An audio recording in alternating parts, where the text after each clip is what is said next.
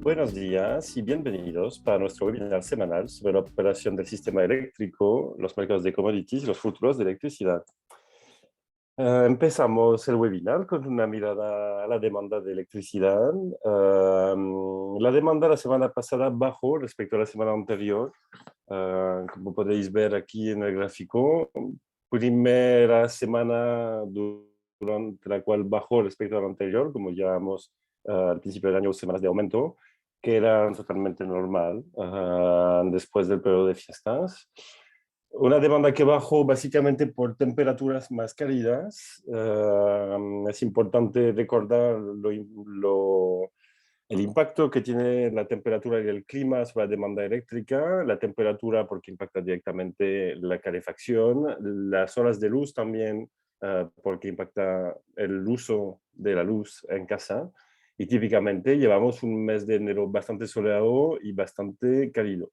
Entonces, eso necesariamente tiene un impacto en la demanda eléctrica y es lo que explica que esta demanda en lo que va del año 2022 sea inferior a los años anteriores. Es una de las cosas que lo explica. Otras es también necesariamente el impacto de los altos precios de la energía, tanto de la luz como del gas, sobre la economía y en este caso la industria. Hay industrias que sufren directamente y de forma muy relevante estos altos precios, las electrointensivas en particular. Entonces ya se ha notado que algunas han bajado producción dado los altos costos de la energía. Esos son todos los efectos. Y por último también un poco de impacto ahí es el fuerte crecimiento del autoconsumo, que se ha multiplicado por 2 en 2021 respecto a lo que llevábamos acumulado hasta el 2020. En 2021 se instaló casi lo mismo que todo lo que se había instalado hasta la fecha en España. Necesariamente eso también tiene un impacto. Como también decía la semana pasada y voy a repetir esta semana, es importante tenerlo en mente, este impacto ahora todavía es difícil de medir porque todavía no están publicados todos los datos, tanto el consumo de las industrias como la información sobre la generación distribuida y el impacto también directo de las temperaturas.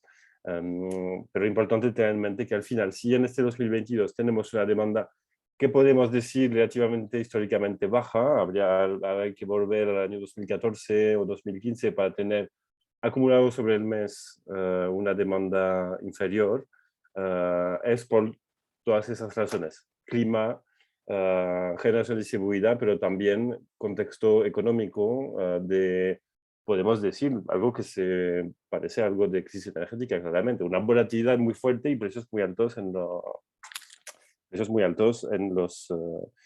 todas las fuentes de energía, electricidad y gas en particular.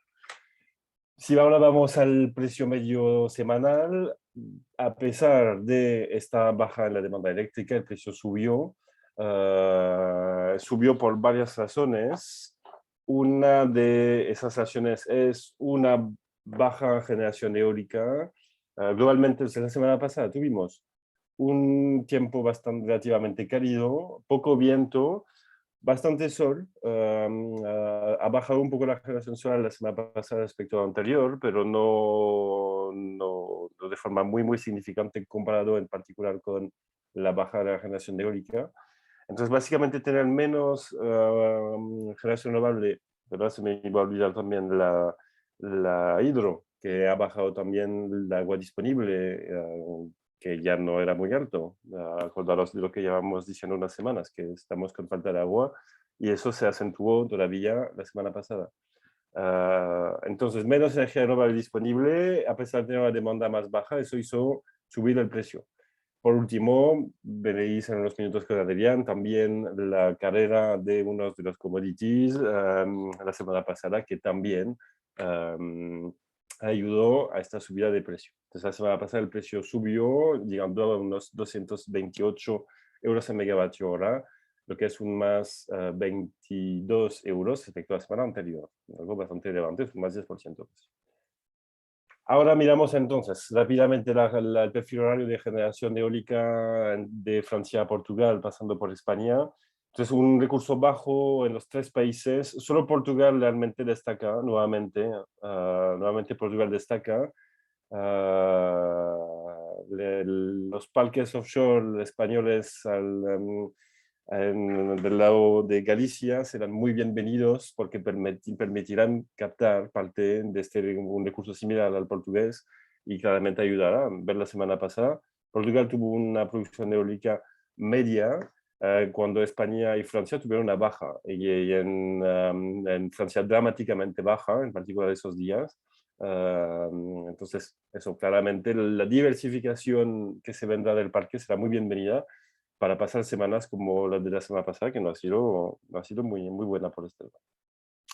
Y entonces, el impacto necesariamente de esta baja generación de eólica sobre el mix eléctrico y la operación del resto de tecnologías fue pues, un alto uso de gas y también de hidro, a pesar de tener una disponibilidad bastante baja de hidro. Si miramos la estadística de agua disponible, estamos todavía en una franja dramáticamente baja de disponibilidad de hidro. Pero bueno, igual estuvimos usando bastante hidro, muchísimo gas la semana pasada. Por suerte, pues tenemos buena disponibilidad nuclear y también de cogeneración, porque el gas al final lo estuvimos usando muchísimo. Pero estuvimos usando mucho gas para exportar. Vamos a ver ahora los precios y claramente también, nuevamente, el despacho del gas y de la hidro española siempre lo son y ahora lo son para la exportación, son muy dependientes de la operación de los países vecinos, como la optimización se hace a escala europea. Lo que es importante ver aquí en mente es que claramente en la semana se usó mucho gas en España y mucha hidro, pero se usó mucho gas, mucho hidro y mucha hidro también para exportar a los países vecinos. Y eso por la situación global de precio y la situación también del resto de Europa, porque esa tensión en los mercados energéticos es realmente global. Aquí vemos su impacto y su operación en una parte del mercado europeo, pero es algo realmente global. Entonces, mucho gas para pasar a hacer las puntas. Como siempre, la hidro ayudando a la mayor parte de la flexibilidad, ¿no? Eso no es una noticia, es algo que vemos todos los meses del año, pero un muy fuerte uso de gas. Notar el fin de semana cómo al final se pudo aprovechar un poco más la energía de los vecinos importando para pasar las puntas, pero también aprovechar el sol español para exportarlo durante el día. Estamos solo a fines de enero para esos días. Así que eso, cuando llegará el verano, eso es algo que veremos más fuerte todavía, más importante, las explotaciones de producción solar. Entonces, finalmente los precios, explicando y a la vez un resultado y una causa, una consecuencia de este despacho de gas. Notar el perfil del precio francés en particular, casi todos los días de la semana y todas las horas más alto que el precio español, o si no igual, solo durante el fin de semana final pudimos aprovechar desde España unas importaciones de Francia para pasar las puntas, pero el resto del tiempo eran exportaciones, porque si la situación en España estaba tensa, lo era más todavía en Francia. Acordaros lo que comenté antes, el martes una producción eólica dramáticamente baja, además de una disponibilidad nuclear relativamente baja en Francia para un invierno, pues necesariamente muchas exportaciones y despacho también de plantas gas y carbón incluso, que han hecho subir el precio hasta los 400 euros el megavatio hora el martes. Es una semana con relativamente baja volatilidad, pero mucha tensión realmente en el suministro eléctrico en Europa. Eso es lo que os quería contar. Ahora voy a dejar a Adrián seguir con los mercados de los commodities. Muchas gracias. Gracias, Valentín. Buenos días. Bueno, Valentín ya anticipaba un poco lo que venía siendo la tónica en el mercado de gas, ¿no? Ya decíamos que, o ya significaba que había subido la materia prima. Tras 2 semanas de bajadas, nos encontramos con que la semana pasada el mercado se dio la vuelta con fuerza. bueno, pues digamos que aumentando todavía más la volatilidad que no nos abandona, ¿no? Ya sabíamos una vez de que se alcanzaron los 180 euros en diciembre del año pasado y que los almacenes pues no habían logrado, los almacenes europeos de gas no habían logrado alcanzar un nivel óptimo para afrontar el invierno, que el invierno iba a ser muy volátil. Y aunque, bueno, debido a que los máximos se alcanzaron en 180, pues bueno, la escala no nos permite ver bien la magnitud de los movimientos, pues podemos señalar que estamos variando con mucha fuerza entre los 70 y los 100 euros megavatio hora según la semana. Ya digo que la pasada pues tocó subir. Parece ser que el motivo principal de la subida fue que el mercado definitivamente incorporó en el precio los riesgos de la escalada militar que se está produciendo en Ucrania. Y bueno, pues aunque el tránsito de gas ruso por Ucrania haya perdido parte de la cuota sobre el total de las exportaciones rusas hacia Europa, que una vez tuvo, es decir, llegó a pasar por el gasoducto ucraniano en 1998 hasta 141 BCM y en la actualidad están pasando, el año pasado pasaron 41 BCM, es decir, la importancia del gasoducto que pasa por Ucrania ha disminuido mucho porque desde que se creó ese gasoducto pues entraron en funcionamiento después el Nord Stream 1, el de Yamal que pasa por Polonia y el Turk Stream que pasa por Turquía. Bueno, pues el riesgo que los participantes en el mercado están incorporando en el precio no es solo que deje de fluir gas vía Ucrania, sino que Rusia decida parar completamente el envío de gas a Europa. Es un escenario, sinceramente, que es muy, muy poco probable, por no decir prácticamente improbable. Rusia no ha roto nunca sus contratos de largo plazo y ha habido crisis políticas anteriores pues muy relevantes. Nunca ha dejado de enviar gas a Europa por lo que supone para las arcas rusas el envío de gas a Europa. No puede poner en riesgo eso, pero es una eventualidad. Ya hemos visto que las cosas que no pueden pasar algunas veces pasan y es una eventualidad que tienen que cubrir los agentes de mercado y eso es lo que parece ser que hicieron o continuaron haciendo el lunes cuando el precio del mes siguiente del TTF subió un 18%. Hasta entonces, pues bueno, los envíos de gas natural licuado de Estados Unidos y en menor medida de Qatar, que ya sabéis que tiene casi todo su suministro contratado, o la mayor parte del suministro contratado con Asia. Bueno, pues ya digo que los envíos de gas natural licuado de Estados Unidos que sumaron hasta 11 BCM, algo más de 11 BCM en enero, que es récord histórico, han podido compensar los bajos flujos rusos, pero claro, no podrían compensar el hipotético caso, ya digo, muy improbable de que Rusia dejara de enviar gas por completo. ¿Qué pasó entonces al final? Pues que el cierre fue algo inferior a los máximos, 91,76, subió un 16,2%. Pero también llamó mucho la atención las subidas que tuvieron el CAL 23 y el CAL 24. El primero superó los 50 euros megavatio hora, lo que le sitúa, ya digo, ahora estamos en 70, 80, 90, 100, pero es que 50 euros megavatio hora es más del doble de los máximos que ha tenido el gas en el periodo 2005-2020. El tiempo, por otro lado, sigue siendo un factor bajista, el invierno sigue sin ser especialmente severo y, bueno, pues si vemos que este hecho ha incidido perfectamente en que el déficit con el que empezaron los almacenamientos europeos frente a la media de los últimos 5 años se ha reducido mucho a lo largo del mes de enero, empezaba con 9 BCM versus los mínimos y ahora está en 4 BCM. Versus, ya digo, frente a los niveles mínimos de los últimos 5 años.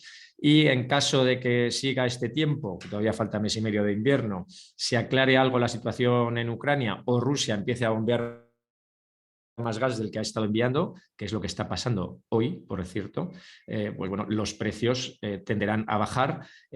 Mientras dure invierno, no creo que vayan a bajar mucho más de los 70, 60 y altos euros megavatio hora, pero sí que tenderán a relajarse un poco frente a los niveles que ya digo vimos la semana pasada y que ya se están recortando esta. Bueno, en el caso del CO2, se quedó muy cerca de los máximos históricos. De hecho, aquí veis, estos son los niveles de liquidación que consiguió liquidarse el jueves al nivel máximo histórico, pero ya en el año pasado había conseguido superar los 91 euros tonelada. Esta vez se quedó en 90,63 para cerrar ganando un 5,6 en 89,22. Está teniendo una resistencia importante en los 90 euros.